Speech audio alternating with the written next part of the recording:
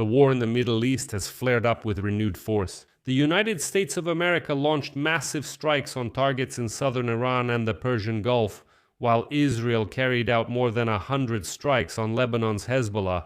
The head of the U.S. State Department, Marco Rubio, said that negotiations for a peace deal will take much more than a day, and already on Tuesday afternoon, Iran's supreme leader Ayatollah Maktabaka MNI published a new militant post. The statement says that the countries of the Persian Gulf will no longer serve as a shield for U.S. military bases, and Americans will not find refuge in the entire region.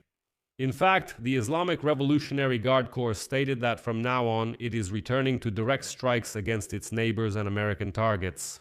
And here it is important to note right away that a few hours before the new shelling of Iran by the US in the capital of Qatar, Iran's chief negotiator Mahtabaha Hamad Bagir Ghalibaf and Iran's foreign minister Abbas Araghchi were discussing a potential peace agreement between the US and Iran with the Prime Minister of Qatar.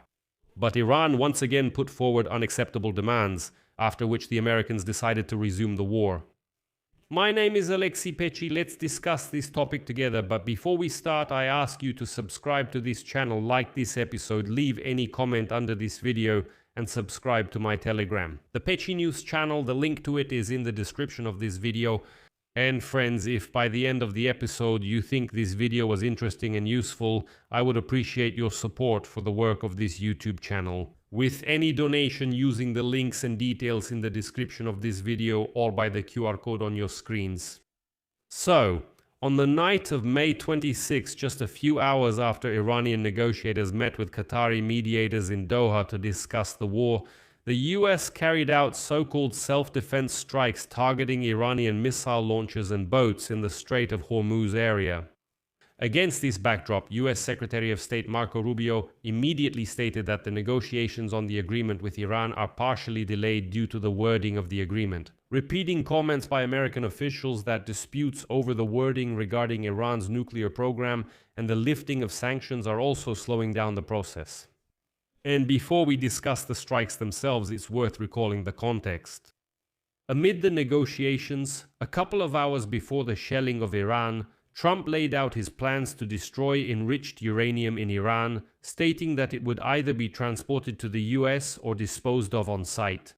Iranian officials insist that negotiations on uranium can only begin after a memorandum ending the war is agreed upon. Over the weekend, American officials began using the phrase "no dust, no dollars." And by dust, they mean the stockpile of nearly 450 kilograms of highly enriched uranium, which the US believes must be disposed of before Iran receives any financial benefit from the proposed deal. The financial benefit is that Tehran has made the unfreezing of $24 billion in frozen Iranian assets a condition for any potential agreement with Washington. Half of the amount, that is, $12 billion, should be unfrozen immediately after the memorandum is signed and the remaining part within 60 days after the deal is concluded. And so the main Iranian negotiator Mohammad Bagir Ghalibaf went to Qatar precisely to coordinate the mechanism for implementing this demand regarding the frozen assets.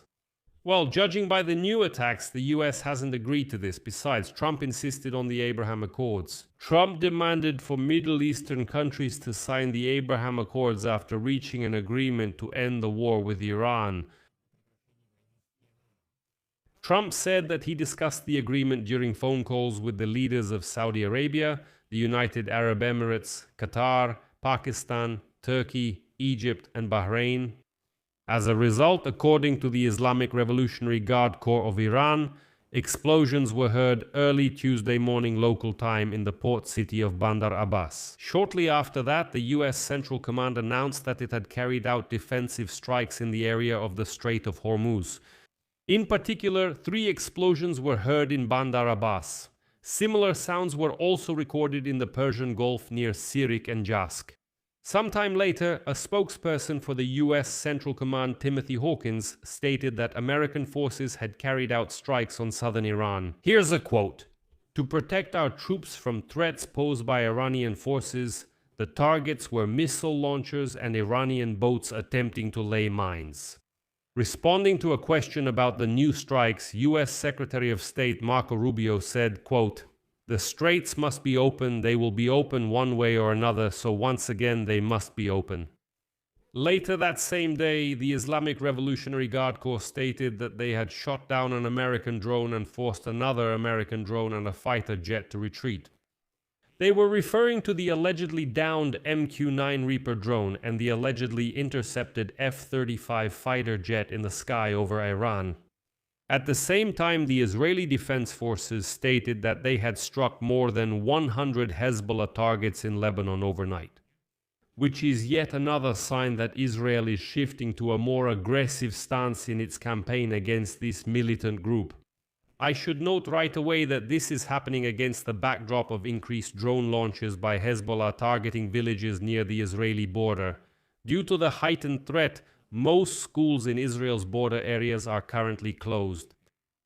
And in a statement published on Tuesday morning, the Israeli military reported that it had carried out strikes on weapons depots, command centers, and other Hezbollah infrastructure facilities in the Bekaa Valley and southern Lebanon. But it's also important to note that in recent weeks, Israeli forces have mostly refrained from operations north of the Litani River, following requests from the United States, which is mediating direct negotiations between Israel and Lebanon. The United States is also holding talks with Iran about ending the hostilities, and Iran has reportedly demanded an end to Israeli operations in Lebanon as part of any agreement with the US. But if the US has resumed attacks, then Israel has not hesitated to take advantage of this. And against this backdrop, the supreme leader of Iran issued a statement.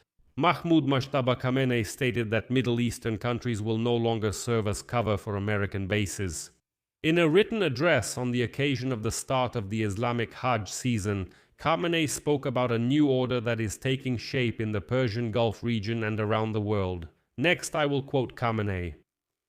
The United States will not only no longer have a safe haven for its illegal actions and the establishment of military bases in the region, but with each passing day, it is moving further away from its former status. Israel and its leaders are approaching the final stage of their miserable existence. And to provide some context, I should note that the annual Hajj pilgrimage has begun in Saudi Arabia. Hajj is one of the 5 pillars of Islam. Islam requires every Muslim who is physically and financially able to make a pilgrimage to the holy city of Mecca at least once in their lifetime. Amid this, Khamenei makes an ominous statement. And already today, according to the United Kingdom Maritime Trade Operations, there was an explosion on a tanker off the coast of Oman, and it is assumed that Iran has once again returned to openly attacking civilian vessels. I'll leave it at that. Share your opinions and conclusions in the comments below this episode. Subscribe to this YouTube channel, give it a like, and hit the bell so you don't miss new episodes. If you want to support the work of this YouTube channel, you can do so financially by donating through the links and details in the description of this video. And also check out the description, I have a little surprise for you there, especially for those who want to learn foreign languages. That's all for now, take care of yourselves, goodbye everyone.